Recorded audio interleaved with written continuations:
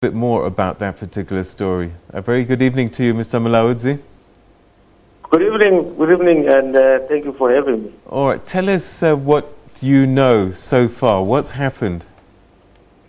Well, this investigation kick-started in October last year when we intercepted information that there is a person that is making, actually is soliciting funds to fund his organization in order to assassinate and also take over the government due to the fact of the so-called state capture debacle in the country.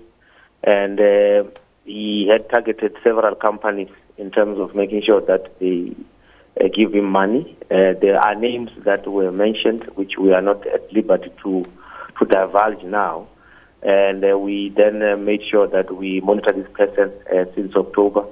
There were, during that investigation, there was another organization that also came to the fore that also now speak to so-called white monopoly.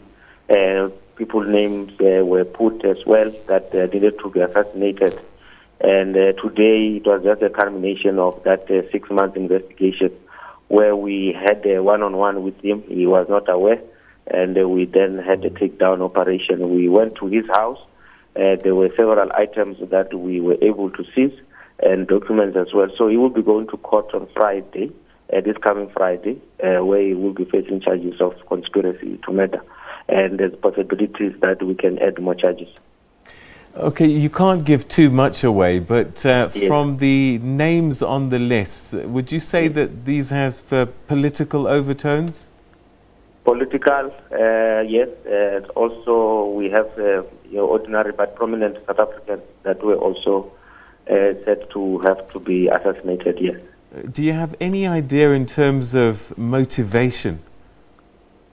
Well, motivation, like I said, issues of state capture, it's issues of so-called white monopoly and all those kind of things. So this is more political, but this kind of threats, we don't take them lightly. We have to make sure that we acted as soon as possible. So this person, are you suggesting, was anti-state capture, for example? Correct. That's where he started, and then he changed to so-called white monopoly, people who are against that, who are for white monopoly, I'm sorry. So at the same time, that's why I'm saying that he was soliciting funds so that he can be able to fund his organization. He claims to be a co-founder of that organization. And at the same time, there are snipers that are ready to go and do their job.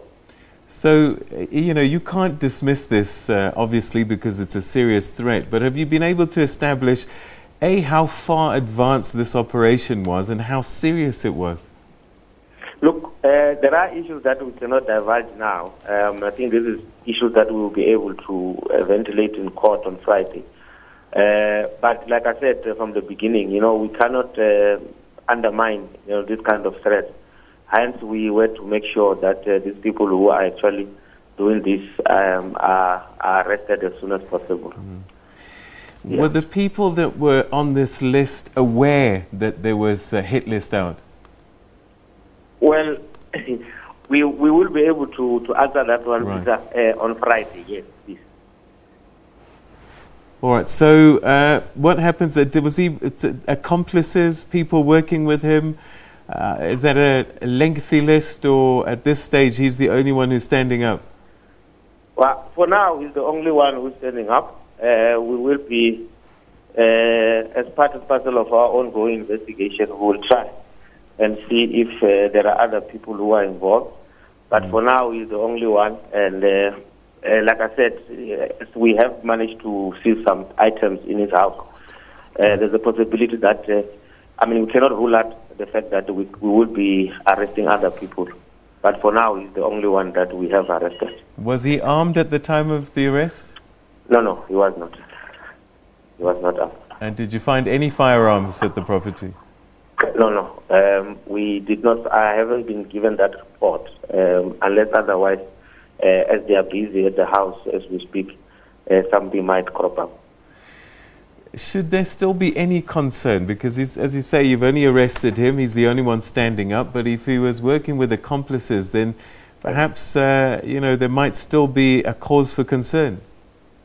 Yeah, look, that's why I'm saying, in terms of this kind of cases, you cannot just brush it off and say this is only one person.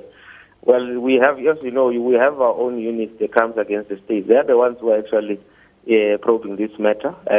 We will also going to be getting a proper briefing of that on Friday if there's going to be, if there are any other avenues that we have to follow. But of course, it's a cause of, it's a serious case, that we should be concerned about.